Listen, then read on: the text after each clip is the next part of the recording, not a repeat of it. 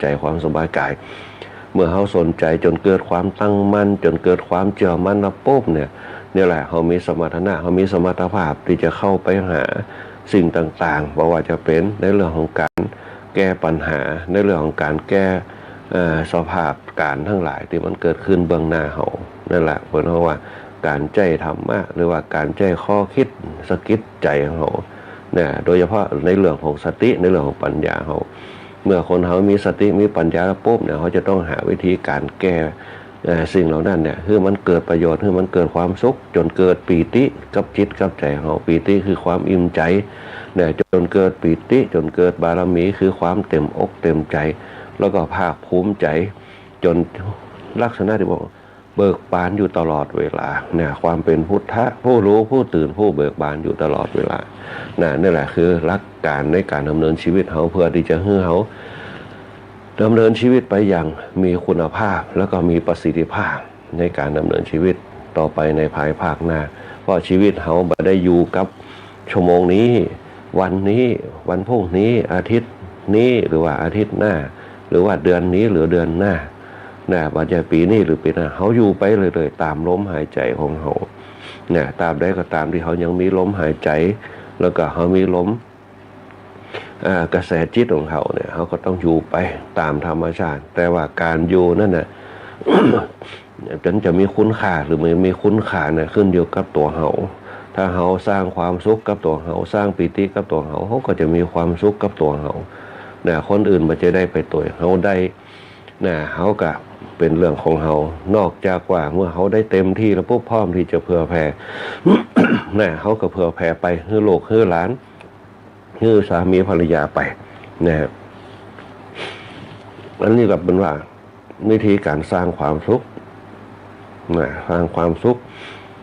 ในการสร้างผลว่าความสุขสำราญกับตัวเก่าเขาอันนี้ก็เป็นอารัมภบทเบื้องต้นที่เขาได้อู้กันไปก็ขออาราธนาปุญญาบารมีคณะสงฆ์เขาทั้งหลายเพื่อแผ่กับคณะศรัทธาญาติโยมคือพ้นจากโรคภัยไข้เจ็บทั้งหลายให้มีอายุมั่นขวัญยืนให้มีวันหน้าผิวพรรณสดใสพ้นจากโรคภัยไข้เจ็บ มีความสุขกายสุขใจอยู่ตลอดเวลาพร้อมกับมีพละกำลัง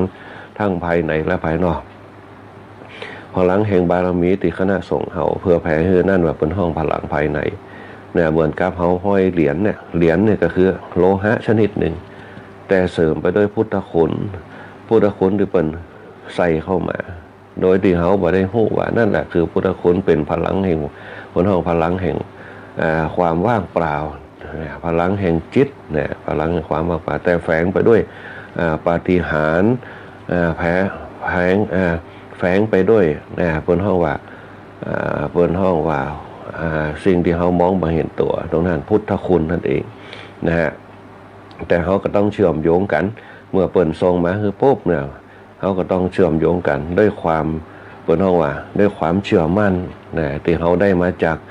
พลังภายในที่เขาฝึกมาอย่างเช่นตอนเจ้าเขาฟังธรรมะนี่แหละเปิดห้องว่าสิ่งที่เขาได้จาก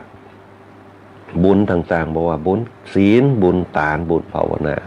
นั่นแหละฟังธรรมะนี่แหละธรรมะก็คืออารมณ์ต่างๆที่เขาได้ฟังไปแล้วนำเอามาคิดเป็นกระบวนการอันไหนที่มันสุขใจอันไหนมันละเมียนละม่อมละมุนละไมเขาก็เก็บออกไปอันไหนที่มันคัดจิตคัดใจเขาก็สละออกไปอย่าเก็บเอาในสิ่งที่มันเป็นข้อคิดเขาอันนี้เป็นต้นก็ขอปั๊มเป่งบารมีสังฆรัตนะเอาตัวอีกอันหนึ่งก็จะเจริญพรขอบคุณกับสท.ลำปางเขาตีคือเวลาออกอากาศในช่วงธรรมะยามเจ้าทุกวันเป็นประจำมีคณะส่งเขามาเผยแผ่ธรรมทั้งสท.ลำปางเขาก็คือความสะดวกสบายในเรื่องการลิงก์สัญญาณต่างๆบางเตี่ยอาจจะตะกุกตะกักไปห้องเปิดห้องว่าบางเตี่ยมันใหม่มันก็ต้องเป็นไปตามสภาพความใหม่ปัญหามันคล่องปุ๊บมันก็เข้าตีเข้าต่างตรงนี้เป็นต้นเขาก็ห้ามสภาพไปเป็นธรรมดาทุกอย่างบางอย่างเนี่ยเขาจะราบรื่นไปเป็นไปได้ยากมันจะต้องมีปัญหาเพราะแม้แต่รถเนี่ยยังแต่ต้องสตาร์ทบ่มีรถกันไหนที่ขึ้นไปนั่งลงไปปุ๊บเนี่ยเป็นไปได้ยากเราจะต้องสตาร์ทบางทีสตาร์ทกันยังบ่ติดเตือนเป็นธรรมดาเขาจะต้องใจเย็นๆ นะใจเย็นก่อยๆไปก่อยๆคิดมันนี่อย่างถึงสตาร์ทปฏิษ บางคนเนี่ยสตาร์ทวันนี้ติดบุ้มการต่อมาสติด2 เตือ3 เตือนะแล้วก็ต้องมันอย่างมันสตาร์ทว่าใครติดก็ต้องคิดหาวิธีการเนี่ยเขาก็ต้องพยายามเข้าไปปุ๊บไปดูแลสภาพการก่อนสตาร์ทปุ๊บเนี่ยก็ต้องดูก่อนว่ามันมีอย่างของภายในรถเขาอย่างเขาต้องตรวจสอบให้เรียบร้อยนะอันนี้เป็นต้นเขาบอกว่ามันจะมีอย่างของบางทีเขาปิดประตูแต่ลืมของนะง่างประตูไว้นกหนูอย่างต่างๆเข้ามาเนี่ยเขาสะดุ้งนะเขาก็ต้องพอดีเหยียบคาดเหยียบอย่างมันคล้องได้อย่างลองพอบางทีเขาย่ำไปปุ๊บเนี่ยมันอาจจะหลวมไปเนี่ยเขาก็ต้องระมัดระวังบนห้องว่าคนที่มีสติมันจะเตรียมพร้อมอยู่ตลอดในการดำเนินการหรือว่าดำเนินชีวิตแต่ละข้างแต่ละตอนไปเนี่ยที่เขาพลาดนั่นก็คือสตาร์ทปุ๊บไปเลยเนี่ยบางครั้งเขาด้วยความง่ายของเขานั่นนะมันยังเขาประมาทได้บางคนก็นึกว่ารถคันนี้เป็นรถเกียร์ออโต้เขาก็ฟังขับไปเนี่ยเป็นต้นอันนี้บางครั้งก็ตกสะเกิดป่องย่ำคันเร่งนึกว่าเกียร์ถอยเนี่ยบางครั้งมันลืมกันไปนี่แหละบนห้องอยู่สติของเขาต่อนั้นถ้าสติของเขามีปุ๊บมันจะแย่เขาบาหลงบาลืมถ้าเขาพยายามควบคุมสติเขาได้อยู่ตลอดเวลาการทำงานแห่งปัญญาเนี่ยมันจะหู้จัก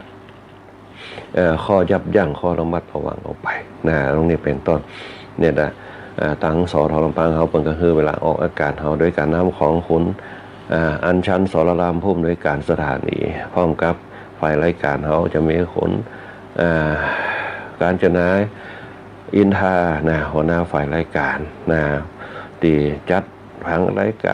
ารต่างๆนะว่าจะเป็นคุณก้อยอัจฉราพรป้องจันทร์คุณชุติการชุนบรรหารสุยะเป็นต้นทีมงานสทรปังเขาพร้อมกับฝ่ายช่างเขาโดยเนี่ยตือคือเป็นควบคุมภาพควบคุมเสียงเนี่ยดูแลเครื่องทรงสัญญาณต่างๆคือมันมีคุณภาพคือเข้าหาคณะสัทธาญาติโยมได้ยินได้ฟังกันด้วยกันน้ำของหัวหน้าประสานทีมทองคุณแหลมเพชรนันทแสนคุณภูพิงพงศ์ศิริแสนช่างต่อพร้อมกับช่างดิวประยุทธ์พงษ์ดวงชมพูตีควบคุมภาพควบคุมเสียงโดยเฉพาะตอนเจ้านี่ก็ได้รับความอนุเคราะห์จากช่างดิวควบคุมภาพควบคุมเสียงในช่วงตอนเจ้านี่นั่นแหละจนว่าทีมงานสทรปังเขา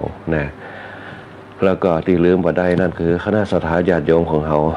ที่มีจิตที่นิ่งมีฌานดีๆมีเป้าหมายแห่งฌานดีๆอยู่ด้วยกันมาเมินตั้งแต่เริ่มต้นกันมานั่นแหละคือความเชื่อมั่นนั่นแหละเนี่ยความอดทนมันจึงเกิดขึ้นวิริยะความภาคเปลี่ยนจึงตามมาฝึกจิตตัวเก่าเกิดความอดทนยังเกิดความใจจุ่มใจเย็นขึ้นมาคนเราถ้าในยุคปัจจุบันถ้าเหมือนเดียวกันโมดใจจุ่มใจเย็นก็อย่างนี้คือเหตุการณ์ต่างๆเนี่ยมันจะบังเกิดขึ้นว่าความใจห้อนต่างๆโดยเฉพาะลูกหลานของเขาเนี่ยสำคัญที่สุดคณะสัทธาญาติโยมทั้งหลายเป็นปัญหาในอนาคตข้างหน้าเขาลองพอในยุคปัจจุบันละอ่อนอย่างตีผ่านมาแต่ว่าเขาไปหันใส่ละอ่อนบุกตีกันป่องอันนี้เป็นต้นแจ้อารมณ์ใส่กันว่าอารมณ์ใส่คนใหญ่ของคนเท่าของในยุคปัจจุบันมันเป็นจีเพราะช่องว่างระหว่างการดำเนินชีวิตความเป็นศีลธรรมมันบังเกิดพอความเป็นศีลธรรมมันบังเกิดปุ๊บมันก็แยกให้คนเขาบ่ฮู้จักความเป็นบนว่าความเป็นไว้ของตัวเก่าเพราะบ่ฮู้จักความเป็นไว้ปุ๊บอัตตาตัวตนมันยิ่งเกิดขึ้นในตัวตนของเขาพอเกิดปัญหาปุ๊บเขาไม่ได้คิดว่าชีวิตมันมีประโยชน์มากน้อยเพียงใดจะคิดอย่างจะทำอย่างบ่คิดถึงเรื่องความตายความเจ็บพอเจ็บมาแล้วปุ๊บไปรับผิดชอบเปื่อนฝูงประมีที่จะรับผิดชอบที่ไปด้วยกันเป็นหมู่จะมาป้อนข้าวที่โรงพยาบาลจะมาดูแลเขาที่เรือนจำคุกกะบ่มีส่วนมากจะเป็นป่อเป็นแม่เป็นพี่เป็นน้องทั้งนั้นที่มาป้อนข้าวป้อนน้ำส่งข้าวส่งน้ำมึงเขาประกันตัวเขาบ่มีเปื่อนคนไหนที่เป็นหมู่เป็นจุ้มเอาเงินสินทรัพย์ตัวเก่ามาประกันเขาออกจากคุกออกจากตารางอันนี้แหละคือสังคมเขาในยุคปัจจุบันต้องคิดถึงในเรื่องของบนว่าสร้างความสันติสุขความสร้างสันติภาพให้กับตัวเก่าให้กับสังคมว่าให้มันเกิดปัญหาบ่ต้องได้เสียทรัพย์สินเงินทองงบประมาณต่างๆเอามาแก้ไขปัญหาในสังคมยุคอดีตมันมีศีลธรรมกันอยู่ด้วยกันปุ๊บแม้แต่อยู่ในบ้านจะบ่มีปัญหาเรื่องแล้วละอ่อนรับดึกละอ่อนขับรถอย่างต่างๆเพราะฉะนั้นบรรดาน้องๆทั้งหลายลูกๆหลานๆทั้งหลาย ถ้าอยากจะให้ความสงบเกิดขึ้นจะต้องปึงจิตตัวเก่านะระงับจิตตัวเก่าเขาได้ในเรื่องต่างๆที่มันเกิดขึ้นนะบางคนเอาเปื่อนเป็นลักนะเขาต้องคิดใหม่ทำใหม่ละหนึ่งตั้งหน้าตั้งตาห้ามเขียนหนังสือนะตั้งหน้าตั้งตาเพื่อวางอนาคตตัวเก่าเพราะชีวิตคนเขามันไม่จะอยู่ได้เหมือนนะแค่60 ปีแค่70 ปีแค่80 ปีเนี่ยบางคนก็อยู่ได้เหมือนกับ90 ปีเนี่ยเพราะฉะนั้นเนี่ยวันเวลามันมาเจว่าเหมือนเนี่ยเขาเป็นละอ่อนวันนี้ปุ๊บปั๊บเนี่ยจบม.6 ละปุ๊บปั๊บจบปริญญาตรีละเนี่ยถ้าเขามีแนวทางดีๆปุ๊บเขากึดได้เนี่ยทำการทำงานจบม.3 จบม.6 ไปทำการทำงานบ่ว่างานใดก็ตามที่เปิ้นมีเงินคือเขาใจเปิ้นมีเงินเดือนคือเขาเนี่ยเขาเอาความรู้ตรงนั้นไปใจมันเป็นประโยชน์ดีกว่าเสียเวลาไปวันๆนะอันนี้เป็นต้นเพราะฉะนั้นเนี่ยถ้าเขาจะมีชีวิตที่มีความสุขจนโชว์ลูกโชว์หลานเนี่ยเขาต้องเดินทางให้มันปกติในความเป็นมนุษย์เขาได้ยามน้อยคือหาความรู้ยามใหญ่ขึ้นมาปุ๊บเป็นไว้กลางคนก็ต้องหาเงินหาทองสร้างหลักฐานสันหลักแหล่งเวลาแก่ตัวลงมาปุ๊บก็แต่งหลักธรรมเป็นธรรมชาตินั่นแหละชีวิตของเขามันปีแค่เป็นวัฏจักรของชีวิตเวียนว่ายตายเกิดเนี่ยเวียนว่ายแต่เกิดแก่เจ็บตาย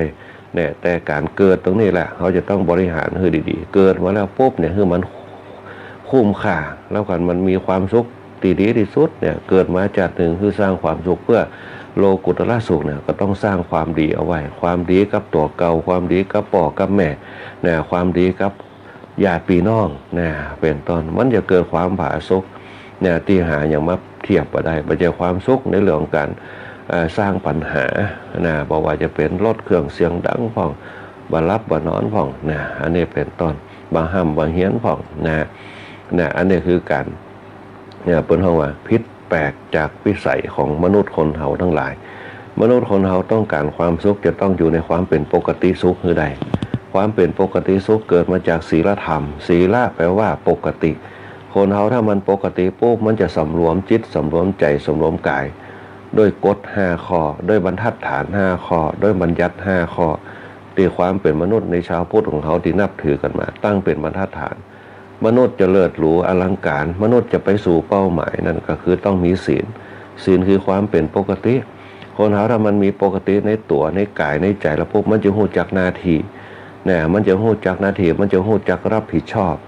เนี่ยอันนี้เป็นห้องว่ารู้จักปกติเพราะปกติปุ๊บมีความรับผิดชอบเนี่ยมีความเป็นห้องว่ามีความรับผิดชอบมีความขยันมีความหมั่นเพียรนั่นแหละเป็นห้องว่าธรรมะเนี่ยขยันก็คือมานะบากบั่นคือความภาคเพียรพยายามคือความอดทนนั่นแหละคือธรรมะเขามีความอดทนอดกั้นนั่นแหละเขามีธรรมะจะต่อยอดไปอดทนอดกั้นอดออมจะไม่อดอยากแต่ว่าก่อนจะมีธรรมะจะต้องมีศีลเหี่ยก่อนคือระเบียบการจัดระเบียบเขาหนึ่งเขาบอกคิดในเรื่องของปัญหาตั้งนอกเข้ามาเป็นปัญหาตัวเก่าข้อแรกนี่แหละข้อศีลข้อแรกเนี่ยบอกไปคิดอย่างคืออารมณ์บูดมันเกิดกับจิตของเขาสองรู้จักอยู่กับตัวเก่าคือใดเป็นห้องอธินาทานสามรู้จักไว้ของเขาคือใดไว้ละอ่อนเขาจะต้องเป็นไว้รุ่นเขาจะต้องเป็นไว้กลางคนเขาจะต้องเป็นไว้เป็นห้องว่าไว้ชราก็ได้เป็นห้องตามไว้เป็นข้อที่สามเนี่ยต้องรู้จักไว้แล้วก็ข้อที่สี่ต้องรู้จักมีสัจจะต่อกันในสังคมหมู่มนุษย์แล้วก็ข้อที่ห้าเนี่ยต้องรู้จักบ่ประมาทในการดำเนินชีวิตบ่ประมาทกายบ่ประมาทจิตของเขานั่นแหละ5ข้อนี่แหละเขามาเป็นบรรทัดฐานถ้ามาเป็นบรรทัดฐานในปุ๊บในด้านดีเนี่ยมันก็จะเป็นธรรมะในด้านบดีมันก็จะเป็นจริยธรรมถ้าเขามาได้ปฏิบัติตามนั้นเพราะฉะนั้นเนี่ยโครงสร้างในการสร้างความดีเป็นบรรทัดฐานเนี่ยอยู่ไปจนเต้าตายไปจนถึงโลกหน้าก็คือศีลทานภาวนาหรือว่าบนห้องว่าทานศีลภาวนาความจริงอันแรกมันจะเป็นทานก่อนอันที่สองจะเป็นศีลอันที่สามจะเป็นทานศีลภาวนาเปิดว่าเขารู้จักการให้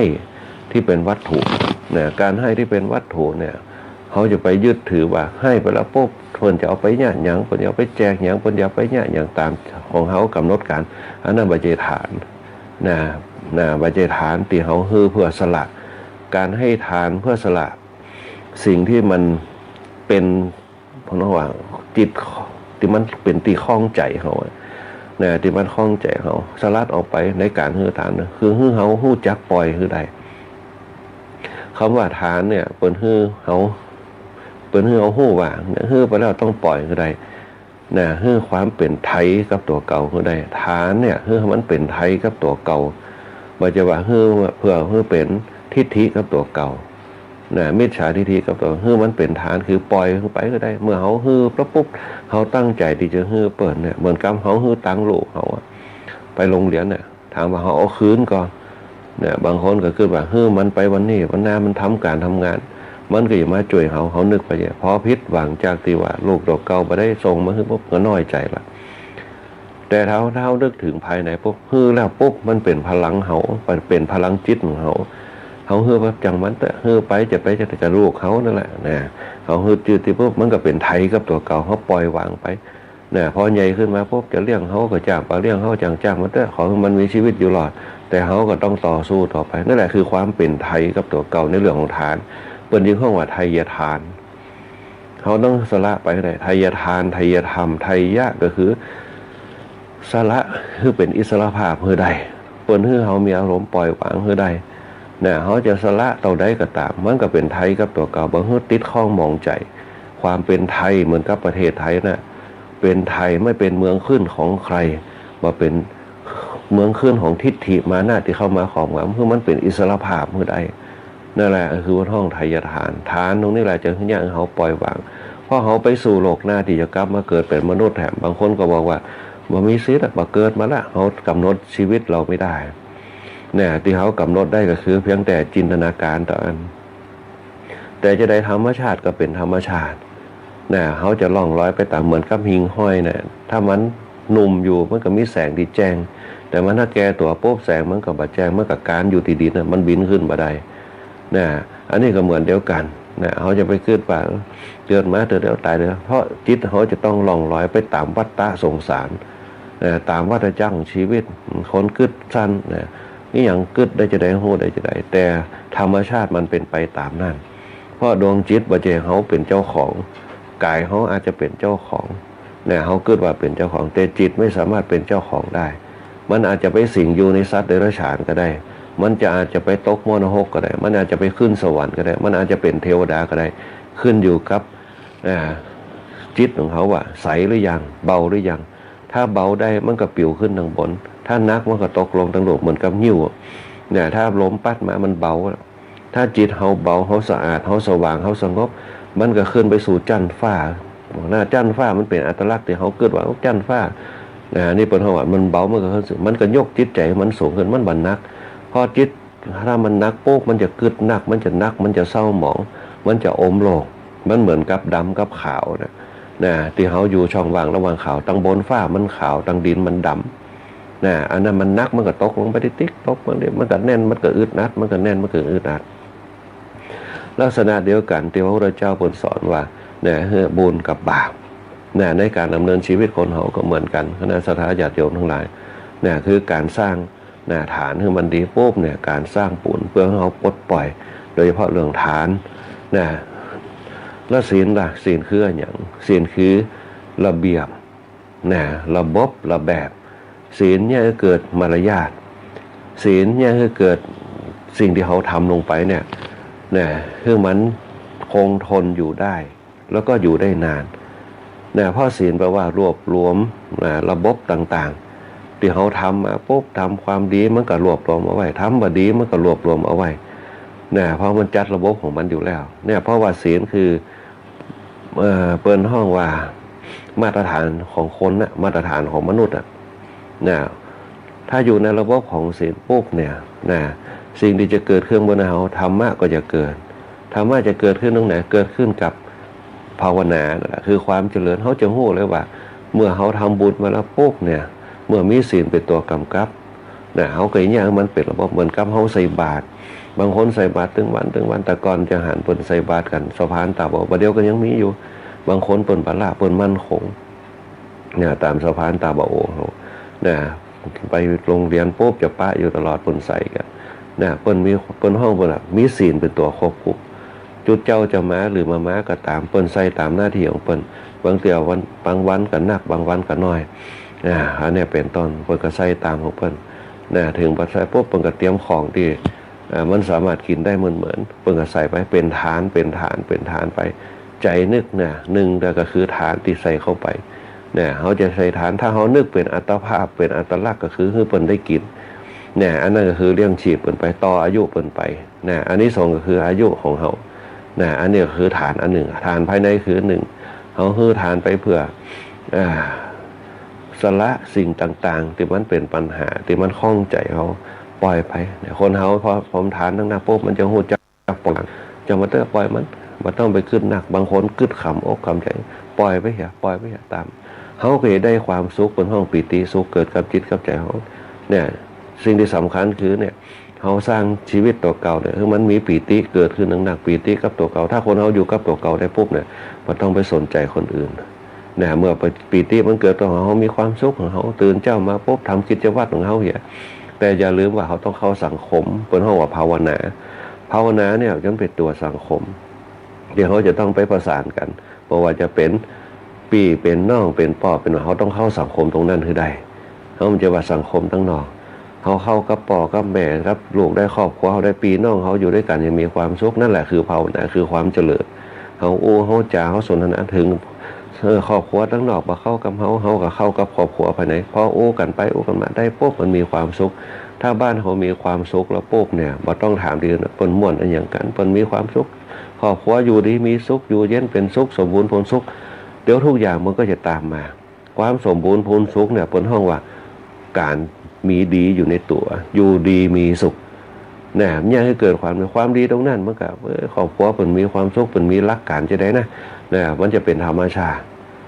พอธรรมชาติปุ๊บเขาก็เข้ากับสังคมเหมือนกับสังคมในอดีตที่เปิ้นมีลูกมีครอบครัวนั่งหน้าเปิ้นอยู่ด้วยกันมีความสุขเปิ้นเรื่องลูกเรื่องเต้าจะได้นะมีใจนี่คือเกิดเปิ้นเก่งกล้าหน้าบาดขึ้นมาได้นี่แหละคือสังคมคนเฒ่าคนแก่ในยุคสมัยแต่ก่อนเปิ้นอยู่ด้วยศีลธรรมคนเฒ่าคนแก่ลองไปถามด้วยลองอายุสัก90กว่าเดี๋ยวลองไปถามเปิ้นเรียนหนังสือจบเป็นอย่างไรบางคนบัดนี้จบป.4 ด้วยซ้ำเปิ้นอยู่ด้วยศีลธรรมบางคนเป็นหนานบางคนเป็นน้อยเป็นบวชมาอาศัยศีลธรรมตรงนั้นแหละมาครอบคุมครอบครัวบ่เลิกบ่ละกันอยู่ด้วยกันแบบถือไม้เท้ายอดทองตะบองยอดเพชรเปิ้นอยู่ไปเพื่อครอบครัวคนเฮาสมัยแต่ก่อนจะมีครอบครัวได้ปัจจุบันเอาไปเลยซิปไปก็เอากันเป็นครอบครัวละทิ้งกันพอเกิดปัญหาปุ๊บก็ละทิ้งกัน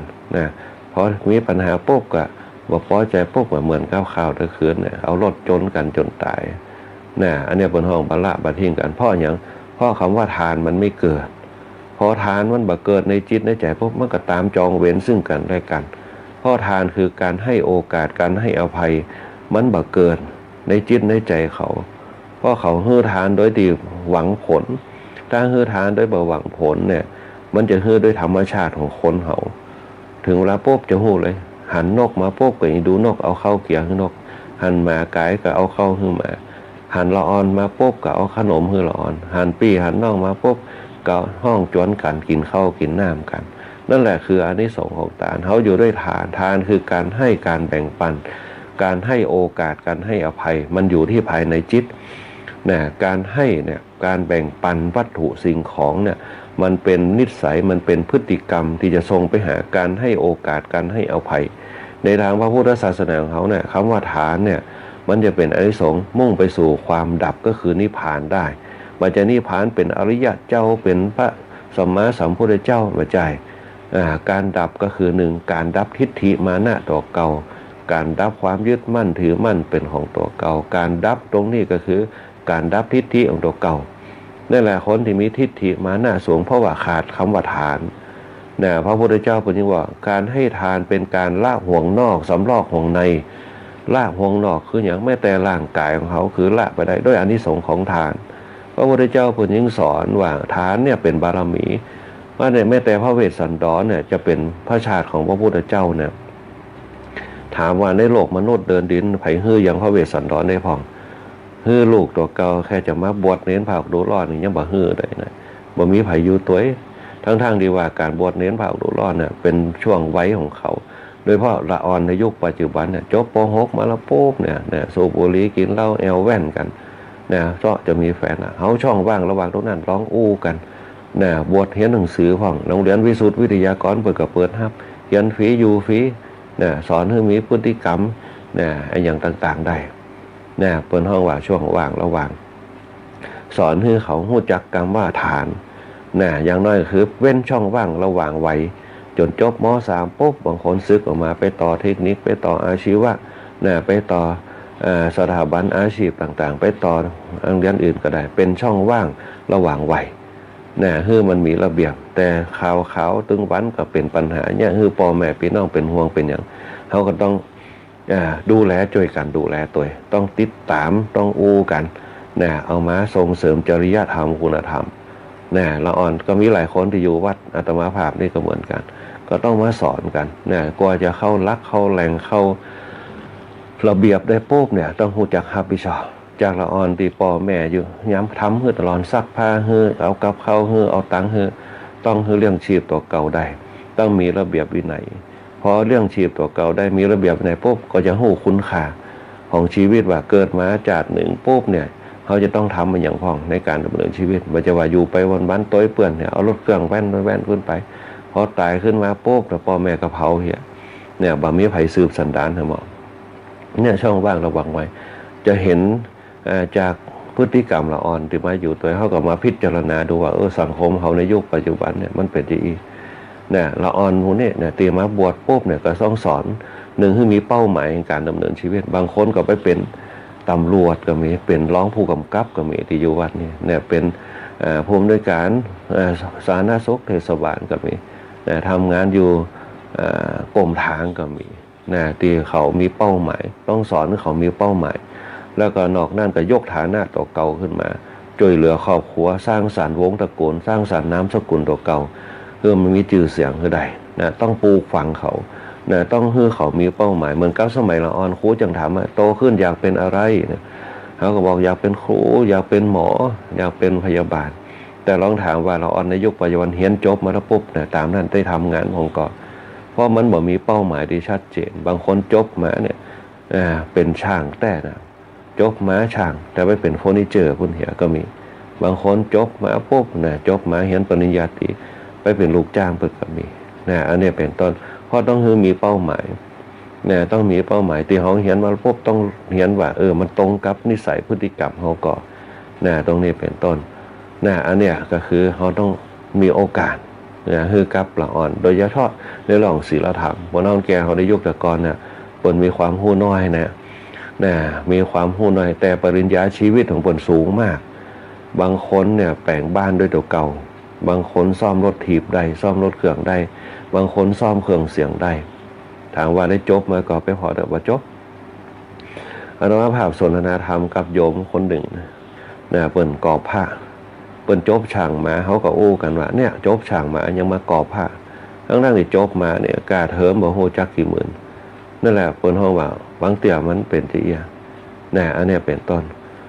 อันนี้อู้กันเพื่อเป็นแนวทางในการดำเนินชีวิตของเขามันว่าแน่นอนเสมอไปเพราะฉะนั้นขึ้นอยู่กับหมู่เฮาทั้งหลายที่จะช่วยปลูกฝังเขา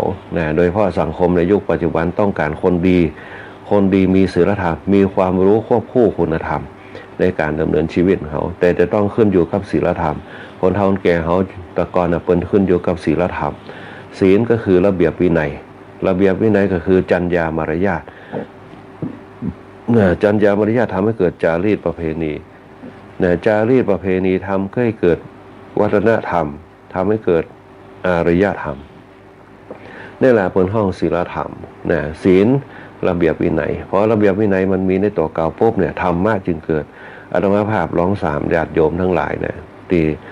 อยู่มาบางคนอายุนักขึ้นมาทำการทั้งนั้นถามว่าจบมาก่อนบางคนบ่ได้จบในด้านคหกรรมแต่เป็นปอกล้าขายกับเข้าป่าอาหารได้อันนี้เป็นต้นบางคนบ่ได้ห้ำได้เหียนหมดเลยแต่มันไม่เป็นพ่ออย่างเป็นพ่อศีลธรรม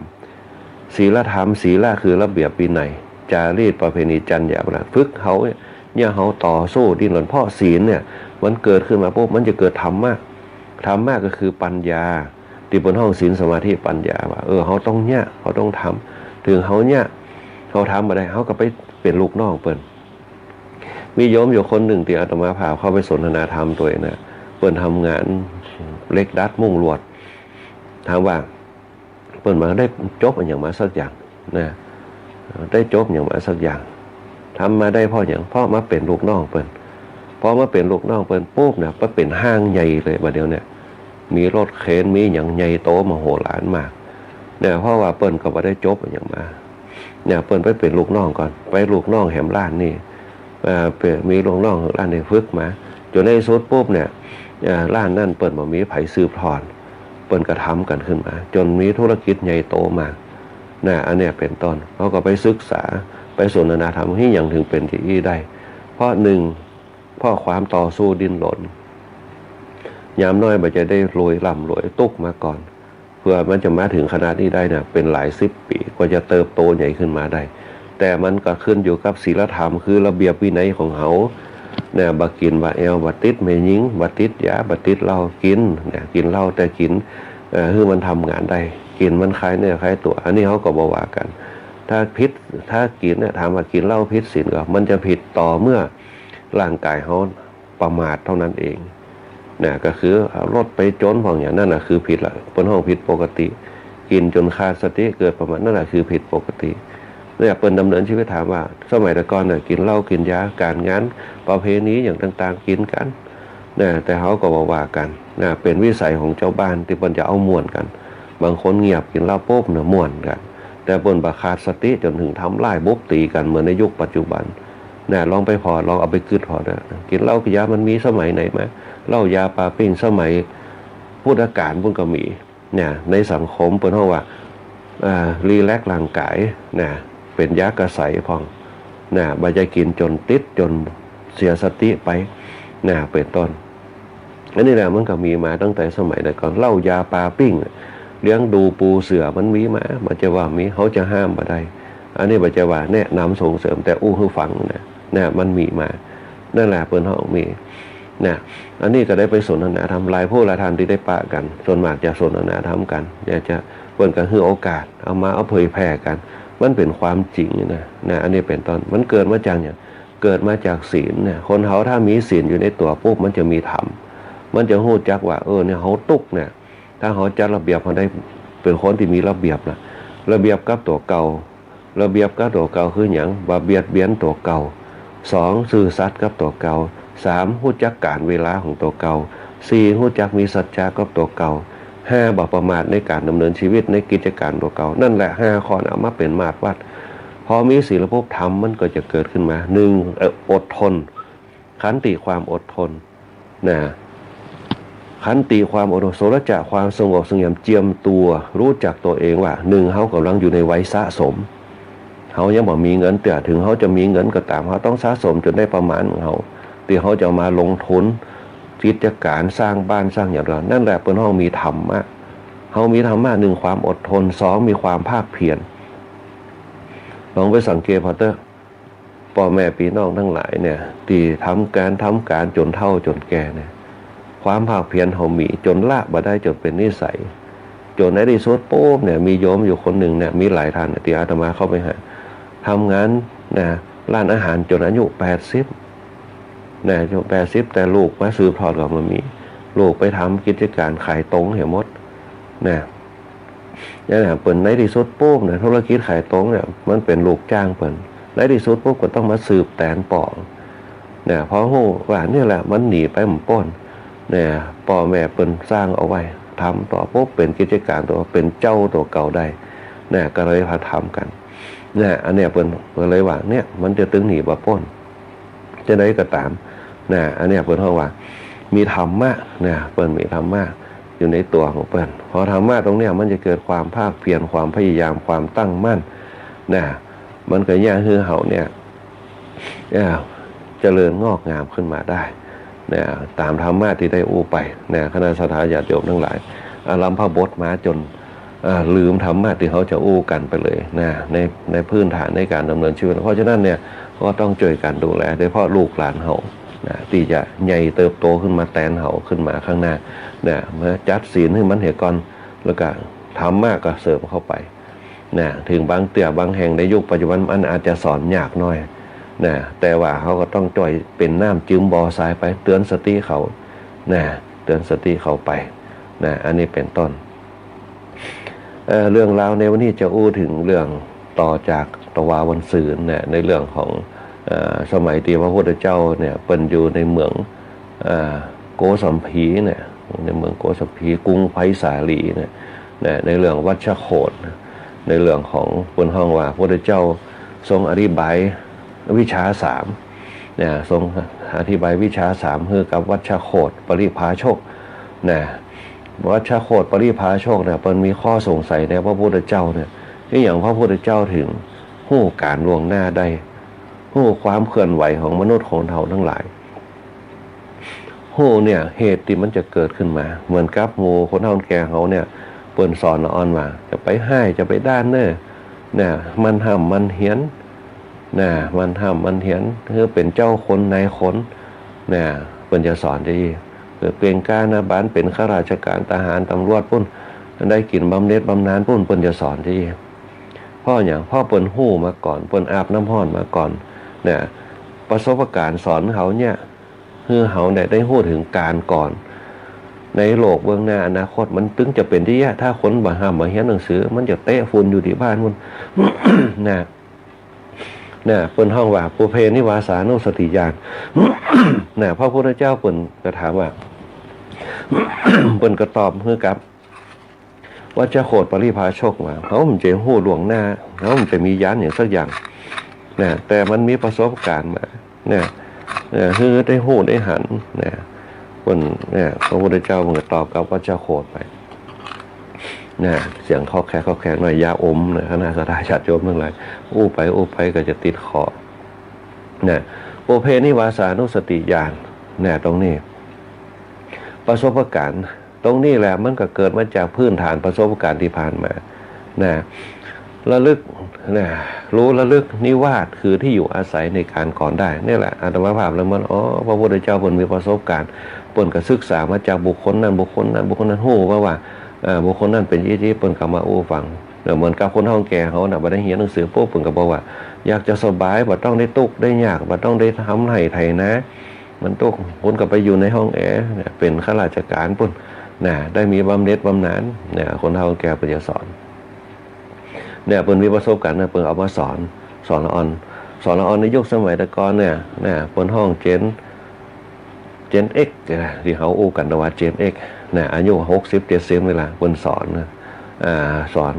เพิ่นว่าเนี่ยใหญ่มาจะได้เป็นข้าราชการเป็นเจ้าคนนายคนเขาก็ห้ามก็เฮียนกันบางคนก็จบมาปุ๊บเนี่ยเป็นข้าราชการใหญ่โตเป็นรองผู้กำกับเป็นผู้อำนวยการขึ้นมาก็เพราะคำสอนของคนเฒ่าแก่ที่เพิ่นสอนเอาไว้ในยุคการก่อนอีกอันหนึ่งเป็นเท่าไหร่จุติจุตูปปาตญาณจุติแล้วก็คือความเคลื่อนไหวเดี๋ยวมันจะต้องเป็นไปแบบเนี้ยถ้าคนบ่ห้ามมาเรียนหนังสือมันก็ต้องเป็นอย่างเงี้ยถ้าคนห้ามคนเรียนหนังสือคนนิสัยดีตั้งแต่น้อยพ่อแม่เพิ่นสอนไว้มันก็จะเป็นที่เก่งกล้าหน้าบานขึ้นมาคนที่บ่ยุ่งกับบุหรี่เหล้ากัญชายาเสพติดมันก็บ่ยุ่งแต่ถึงจะเข้ากับหมู่กับจุ้มก็ตามมันก็บ่ยากเพิ่นห้องว่าเจ้าตูปปาเนี่ยโหค้อนขึ้นมาอนาคตเขาถึงดีแน่นอนอุบัติขึ้นพระพุทธเจ้าว่าเขาเจงหู้ด้วยญาณอย่างแต่เขาหู้ด้วยประสบการณ์เปิ้นก็อู้แบบถ่อมตัวอู้กับวัชโคตไปแล้วก็เปิ้นก็หู้ถึงเหตุสิ้นอาสวะคนที่บ่เรียนหนังสือคนที่เนี่ยอย่างบ่จ้างมันก็ตึงมีเป็นปัญหาคนที่บ่ได้ฝึกพฤติกรรมจากพ่อจากแม่ทอดมาจากเบ้าจากแบบมันก็ตึงเป็นอย่างนั้นที่เปิ้นว่าลูกไม้หล่นไม่ไกลต้นรู้ถึงเหตุสิ้นอาสวะพระพุทธเจ้าเปิ้นฮู้เปิ้นก็อู้กันว่าจะโคดเปิ้นถามสมณะโคดมมีวิชา3มีญาณ3แต่ก็ว่าจะโคดถามพระพุทธเจ้าบอกว่าเนี่ยมันบ่มีบ่มีเขาฮู้ด้วยประสบการณ์ของเขานั่นแหละพระพุทธเจ้าก็ตอบว่าว่าจะโคดก็ถามว่าคนบ้านบางคนตีบละสังโยชน์คือเครื่องผูกของคฤหัสถ์เมื่อกายแตกละลายไปสลายไปเนี่ย เป็นผู้ที่จะบนห้องว่า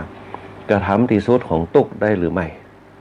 เนี่ยกระทำซึ่งที่สุดของทุกข์ได้ไหมคือจะสลัดออกจากทุกข์ได้หรือไม่พระพุทธเจ้าก็ตอบว่าคนบ้านที่บัลละเครื่องผูกของคฤหัสถ์เนี่ยจะทำที่สุดของทุกข์บ่ได้หรือว่าเจ้าบ้านเนี่ยจะมีปัญหาผูกพันกันเรื่องลูกเรื่องเมียเรื่องสามีเนี่ยเป็นพันธะผูกพันกันจะมีเรื่องที่จะต้องคนห้องว่าอยู่กันนะผูกพันกันในความเป็นคฤหัสถ์เป็นห้องว่าเป็นของชาวโลกทั้งหลายนะที่จะทำที่สุดเพราะว่ามันจะมีคือบ่ได้สละออกเนี่ยมันจะติดพันหนึ่งห่วงเนี่ยห่วงเมียห่วงลูกห่วงผัวติดบ่วงอยู่เมื่อจะทำถึงที่สุดสลัดออกจากทุกข์บ่ได้โอ้ยง่ายเนี่ยมันนึงจะทุกข์อยู่นอกจากว่าเขาจะต้องสลัดห่วงคือได้เนี่ยแต่อันนะถ้าเขาละได้ปุ๊บเหมือนพระนางเหมือนผลห้องว่าพระเวสสันดรเนี่ยสลัดออกจากลูกสลัดออกจากน้ำมาสีนะเป็นต้นละออกจากตรงนั้นได้แต่ยากนะบางคนละบ่ได้ก็มีเหมือนกับข่าวที่เขาได้ยินกันนะเลิกกันไปโป๊ะพอหันกันกับกูใหม่ปุ๊บไปเอารถจนเปิ่นไปทำได้เปิ่นเนี่ยเขาตัดห่วงนอกบ่ได้เขาสลัดออกอย่างเหมือนคนในสมัยเก่าขนาดอยู่หมู่บ้านเดียวกันปุ๊บเปิ่นละเลิกกันปุ๊บไปมีครอบครัวกันยินดีซึ่งกันและกันเป็นปีเป็นน้องกันเถอะอยู่ด้วยกันได้ไม่ใช่ต้องตามจองล่างจองผ่านกันจองเวรซึ่งกันและกันเพราะตามจองล่างจองผ่านจองเวรนั่นแหละคือคนขาดศีลธรรมว่าจะโคดได้ขาบทูลถามว่าคฤหัสถ์บัลละเครื่องผูกของคฤหัสถ์เนี่ยกายแตกไปเนี่ยจะเข้าถึงสวรรค์ก็เนี่ยพระพุทธเจ้าก็ตอบว่าเนี่ยมีอยู่เนี่ยมีอยู่ปัจจัย100เดียวปัจจัย200ปัจจัย300ปัจจัย400ปัจจัย500แต่มีมากกว่านั้นเนี่ยเปิ้นเฮาว่าบางครั้งตายก็เข้าถึงสวรรค์ได้มันมีอยู่เนี่ยว่าจะโคดก็ทับทูลถามต่อว่าส่วนอาชีวกที่นักบวชในลัทธิต่างๆบางพวกกายแตกไปแล้วนั่นน่ะทำที่สุดของทุกข์ได้หรือไม่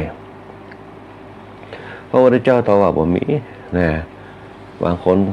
ว่าเนี่ยบางครั้งเนี่ยก็บ่มีเหมือนกันนักบวชบางคนก็บ่สามารถเข้าถึงบนห้องว่าเข้าถึงที่สุดของทุกข์ได้ก่อนนะเนี่ยบนห้องว่าบางอย่างมันก็ต้องว่าไปตามกรรมนะปริพาชกทูลถามต่อไปว่าอาชีวกบางคนตีกายแตกไปเนี่ยเข้าถึงสวรรค์มีอยู่หรือไม่นะพระพุทธเจ้าก็ว่าเต้าตีท้องกึดได้เนี่ยยังบ่พบเห็นยังบ่พบยังบ่เห็นนะยังบ่เห็นหรือว่าทราบว่าอาชีวกอย่างเนี่ยจะเข้าถึงสวรรค์ได้นอกจากพวกเดียวก็คือกัมมวาทีนะกัมมวาทีก็คือกล่าวกรรมกริยาวาทีก็คือทำกรรมนะกล่าวกรรมก็ทำกรรมเอาไว้เนี่ยที่จะเข้าถึงสวรรค์ได้นะรู้จักกรรมคือการกระทำนะอันเนี้ยถึงจะเข้าถึงสวรรค์ได้เพราะว่าถ้าทำกรรมดีก็ได้ดีถ้าทำกรรมบดีก็ได้บดีนะที่เข้าถึงได้เขาถ้าคิดออกคิดเป็นเขาจะเลือกเอาในด้านดีหรือบดีนะปริพาชกก็ถามเห็นว่าเมื่อเป็นจะอ่านปุ๊บเนี่ยลัทธิเดรัจฉีเนี่ยก็เป็นของว่างนะเป็นของว่างโดยที่สุดแม่เข้าถึงสวรรค์นะเพราะฉะนั้นเนี่ยลัทธิเดรัจฉีทั้งหลายเนี่ยก็เป็นของว่างเหมือนกันนะใจความที่สนทนาทั้งหมดเนี่ยคณะสัทธาญาติโยมทั้งหลายนะข้อแรกก็คือพระพุทธเจ้าได้เสด็จเข้าไปในอารามของบุคคลต่างศาสนาต่างลัทธิได้สนทนาธรรมในลัทธิของกันและกันเนี่ยว่าก็เป็นอันแสดงได้ว่านะทรงบัถือนะบุคคลภายนอกศาสนาว่าเป็นศัตรูแต่ทรงถือว่าบุคคลที่พึงพบปะและสนทนาธรรมการตามโอกาสเนี่ยเป็นเรื่องที่ได้เสด็จเข้าไปสนทนาในวัดของบุคคลต่างลัทธินะอันเนี้ยเป็นต้นการสนทนาธรรมนั่นแหละนะเป็นเรื่องใหญ่ที่สุดนะบอกว่าจะเป็นลัทธิไหนบอกว่าจะเป็นศาสนาใดถ้าเขาสนทนาธรรมธรรมนั่นก็คือรักเหตุแล้วก็รักผลนะเหมือนกับเขาเห็นตัวเจ้าที่เป็นเดินทุดงตีต่างประเทศนะแม้แต่สำนักบนห้องว่างที่เป็นคริสตศาสนาเปิ้นก็คือโอกาสเนี่ยรักเหตุแล้วก็รักผลทุกคนเนี่ยคือโอกาสซึ่งกันและกันทุกศาสนาสอนให้เป็นคนดีทุกศาสนาสอนให้ผู้จักพ้นจากความทุกข์ทั้งหลาย นะอันนี้เป็นต้น เพราะฉะนั้นเนี่ยการสนทนาธรรมเนี่ยเป็นการแก้ปัญหาเป็นการปล่อยวางเป็นการสลัดออกจากสิ่งที่มันติดใจของเขาออกไปคือมันเกิดความสุขคือใดแต่เป้าหมายสำคัญที่สุดคือเขาต้องมีพื้นฐานแห่งทานแห่งศีลแห่งภาวนาคือใดเมื่อเขามีพื้นฐานแห่งทานแห่งศีลแห่งภาวนาปุ๊บเนี่ยมันจะเกิดสติปัญญาเขาเกิดขึ้นตามที่พระพุทธเจ้าบอกว่าเมื่อมีศีลมีทานมีภาวนาศีลสมาธิปัญญาย่อมเกิดขึ้นเพราะภาวนาเป็นตัวก่อให้เกิดปัญญา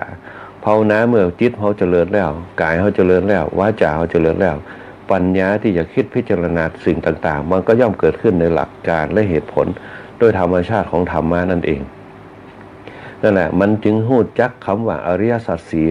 ปัญญาจะไปกำหนดตีอริยสัจสี่บนทุกสมุทัยนิโรธมรรคเมื่อปัญญากำหนดอริยสัจสี่ทุกสมุทัยนิโรธมรรคได้ปุ๊บเนี่ยมันจะหู้จักมีสติตอนนั้นแหละมันจะไปกำหนดที่ว่ากายเวทนาจิตธรรมของตัวเขาก่อนจะเข้าถึงเนื้อหาธรรมทั้งหลายที่จะเข้าสู่จิตของเขาได้เมื่อคนเขามีอริยสัจสี่ทุกสมุทัยนิโรธมรรคปุ๊บเนี่ยสิ่งที่เป็นตัวจุดประกายเนี่ยเขาเกิดปัญญาเนี่ยหู้จักสภาพภายในสภาพภายนอกแห่งสังขารทั้งหลายก็คือมรรคแปดมรรคแปดก็คือสัมมาทิฏฐิมีความเห็นชอบมีความเห็นตรงมีความเห็นที่มั่นคงเจนย่างคือเขาเนี่ยเอ็กซเรย์ร่างกายเขาก็คือกายเวทนาจิตธรรมกายเป็นตัวของเขาไม่ใช่บุคคลเราเขาเป็นตัวของเขากายเวทนาคือปัญหาทุกอย่างความเดือดร้อนทุกอย่างตีว่าใจตัวด้วยตนของเขาเนี่ยเขาจะต้องเคลียร์ทิ้งออกไปเขาต้องแก้ปัญหาตัวเก่าเขาได้เวทนาอยู่ในตัวเราอยู่ในจิตอยู่ในกายเขาต้องแก้ปัญหาตัวเขาแก้ปัญหาด้วยธรรมชาติความอดทนความภาคเพียรเวทนาเกิดขึ้นอีกสำคัญที่สุดคือจิตตั้งมั่นต้องแน่วแน่ในตัวเราให้ได้สำรวจตัวเขาได้จิตตัวเขาสำรวจตั้งแต่เท้าจรดหัวให้ได้ว่ามันเกิดปัญหาตรงไหนเกิดปัญหาเรื่องเข่ากะ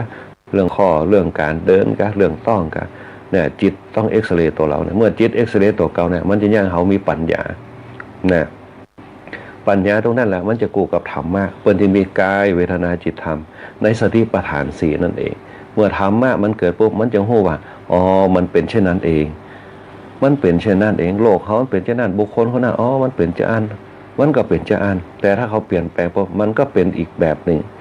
นะคือสัตว์โลกย่อมเป็นไปตามกรรมกรรมมุนาวัตติโลโกสัตว์โลกย่อมเป็นไปตามกรรมถ้าบุคคลเปลี่ยนแปลงในด้านความดีก็ย่อมจะตอบแทนแล้วก็สนองผลแต่เมื่อบุคคลไม่เปลี่ยนแปลงสิ่งที่บดีย่อมเกิดผลนะแล้วก็กรรมก็ย่อมจะเกิดผลทุกข์ก็ย่อมจะเกิดผลนั่นเองนะคณะสัตยาญาติโยมทั้งหลายวันนี้เรือไปดูเวลาเรือล่าม5 นาทีนะมาจนเพลินธรรมะในวันนี้ในเรื่องของพระเจ้าโคตรที่เพิ่นถามปัญหาของพระพุทธเจ้านะพระพุทธเจ้าเพิ่นก็สนทนาธรรมเพิ่นของลัทธิเดรัจฉีนะจนเกิดความเข้าใจกันเดรัจฉีเนี่ยเพิ่นเฮาว่าคนถือต่างศาสนาแต่พอได้ฟังธรรมะของพระพุทธเจ้าอ๋อปัญหาที่แท้จริงคือตรงนี้นั่นเองนะเกิดความเลื่อมใสในพระพุทธศาสนาของเขานะพระพุทธศาสนาของเขาพระพุทธเจ้าก็เลยสอนเรื่องวิชา3คือเปิ้นวิชา3คือญาณนะญาณที่ว่าผู้หญิงนะกับฌานญาณกับฌานเป็นเรื่องสำคัญจุดเริ่มต้นกับเป้าหมายจุดเริ่มต้นก็คือฌานเป้าหมายก็คือญาณถ้าเขากับฌานกับญาณคือเข้ากันได้โดยใส่ธรรมะเข้าไปตรงกลางนั่นแหละชีวิตมั่นคงแน่วแน่เข้าไปสู่นิพพานได้นะนี่แหละเป็นญาณ3ที่จะเกิดขึ้นนะเรือเวลาแหม5 นาทีนะขออยากประกาศเอางานบุญงานกุศลสักเล็กน้อยหนึ่งนะในวันที่3 มีนาคมนะตังวัดกู่คำมันจะมีงานประเพณีสงน้ำพระธาตุกันนะก็ขอเชิญคณะสัตยาญาติโยมไปร่วมกินร่วมทานร่วมงานกันได้ที่วัดกู่คำวันที่3 มีนาคมนะฮะงานเพิ่นจะเริ่มตั้งแต่วันที่2นะวันที่2เป็นต้นไปแล้ววันที่3เป็นงานตานออกนะงานตานออกวัดบุคำแล้วก็วัดม่อนคีรีชัยนะตำบลวิชัยอำเภอเมืองจังหวัดลำปางเพิ่นก็จะมีงานประเพณีสงฆ์น้ำพระธาตุกันคณะสัตยาญาติโยมบ้านใกล้เรือนเคียงก็ไปแสวงบุญกันได้สระน้ำทรงน้ำพระบรมสารีริกธาตุกันในวัดธาตุเจดีย์ต่างๆที่วัดม่อนคีรีชัยกับวัดกู่คำนะในวันที่3ส่วนแห่งวันหนึ่งนะจะเป็นวันที่11 มีนานะวันที่11 มีนาเนี่ยจะเป็นตังวัดวัดบนดงชัยอำเภอเมืองจังหวัดลำปางเพิ่นจะมีงานประเพณีสงฆ์น้ำพระธาตุแล้วฉลองสารบาตรสืบชะตาที่วัดบางมอตำบลชัยอำเภอเมืองจังหวัดลำปางนะ คณะสัตยาญาติโยมจะร่วมกิจร่วมตานร่วมงานก่อนพี่ต่อไปข้ากรรมการวัดบางอ้อตำบลราชาอำเภอเมืองจังหวัดลำปางเบอร์โทรศัพท์086-191-0319 ติดต่อเป็นเจ้าภาพพยธรรมพยทานโลหะต่างก็ติดต่อได้ตามที่ได้ประกาศบอกว่าจะเป็นวัดกูคำวัดม่อนคีรีชัยแล้วก็วัดบางหม้อวัดม่อนคีรีชัยครับวัดกูคำจะวันที่3นะแล้วก็วัดบางหม้อนี่จะเป็นวันที่11มีนาคมนะ2569นะข่าวสารในวันนี้ก็ได้มาประกาศให้กับคณะสัตยาญาติโยมสาธุชนทั้งหลายได้รับรู้รับทราบกันไปเจริญพรขอบคุณกับคณะสัตยาญาติโยมที่เข้ามาร่วมรับฟังรายการธรรมะยามเจ้าในวันนี้หลายผู้หลายท่านที่เข้ามาร่วมรายการธรรมะยามเจ้าในวันนี้ว่าจะเป็นคุณโยมสมพรนะคุณโยมสราวุฒิคุณโยมนพดลคุณโยมลาวันนะแล้วก็คุณโยมแดงหวานคุณโยมอัมภัยคุณโยมวันดีนะคุณโยมบวรนะคุณโยมธนชาตุปีพระโชตินรินทร์นะที่เข้ามารวมรับฟังรายการธรรมะยามเจ้าสร้างบารมีด้วยกันคุณโยมมะลิแก้วคุณโยมกัญญาคุณโยมกัญญาต่างบ้านหนองแหวนนะคุณโยมอุศรีคุณโยมแดงนั่นแหละคุณโยมสมสายคุณโยมสมพรคุณโยมปานอมคุณโยมสีพันธ์คุณโยมแสงเดือนคุณโยมมนชนกคุณโยมอุไรวันคุณโยมแม่เป็นสีตัวต่างบ้านกาดโป่งนะคุณโยมมิชิโกคุณโยมเพนกาฟังนะฮะคุณโยมอารีนะคุณโยมเอราวันตัวคุณโยมพี่สมัยนะที่ฟังรายการธรรมะยามเจ้าอยู่ในตอนเจ้านี่แล้วก็คุณโยมอัมพันธ์คุณโยมโชคดีมีความสุขคุณโยมทีบาบิลอนนะคุณโยมลาคุณโยมจันทาคุณโยมดาราสินเจียมศิริคุณโยมนวลศรีคุณโยมคำหมวนคุณโยมสุภาพรคุณโยมฟองคำคุณโยมกัญญาคุณโยมลักษิณาต่างประเทศออสเตรเลียพุ่นนะตุปีติคามโนพิขุตุปีอภินันโถพิขุพระครูพิทักษ์วรยานพระครูวิจารณ์บริการตัวทุเจ้าธรรมดาตั้งเสริมงามตุปีเอ็มตั้งบ้านหนองแวนตัวแต่แฟนรายการธรรมะยามเจ้าป้าจันตัวนะตั้งป้าละไมตัวนะที่อยู่บ้านหนองแหวนแล้วคุณแม่เป็นเพศตั้งบ้านมันหินเขียวตัวปลาไหลตั้งบ้านศาสตร์นะปกลุงเสียมตั้งส่งแขวใต้ตัวนะป้านันเท่าดีตัวนะปีเมฆน้องนะที่ฟังรายการธรรมะยามเจ้าอยู่แล้วตาเลยป้าติ๋มตัวนะตั้งบ้านกับแปลงเมืองนะ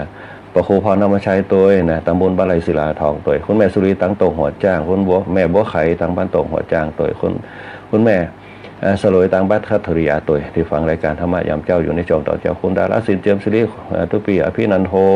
คุณโยมแม่ที่วหวานคุณโยมลาเข็มจีลาตัวคุณโยมมะลิแก้วนะคุณโยมแม่ฟองคำคุณโยมยงยุทธตัวนะคุณโยมสรวุฒิคุณโยมนพดลคุณโยมบุญเที่ยงนะคุณโยมธนชาคุณโยมบำพันคุณโยมบวรคุณโยมเพ็ญศรีคุณโยมอุศรีคุณโยมสมสายนะแล้วก็คุณโยมคำหมวนคุณโยมแสงเดือนคุณโยมทีคุณโยมดีเจแอลเฮาตัวนะคุณโยมกัลยาคุณโยมลาวันคุณโยมอารีคุณโยมปานอมคุณโยมอาโสนะอ่านพิษก็ขอสุมาอภัยตัวนะคุณโยมวันดีคุณโยมนะ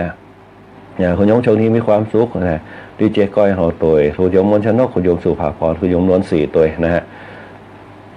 วันนี้เวลาหมดนะหมดเวลา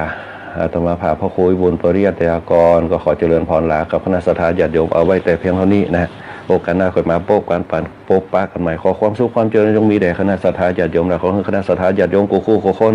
จงมีแต่ความสุขความเจริญมีอายุวรรณะสุขาภละปฏิภาณธนสารสวัสดิ์ทุกผู้ทุกคนด้วยเถิดก็ขอเจริญพร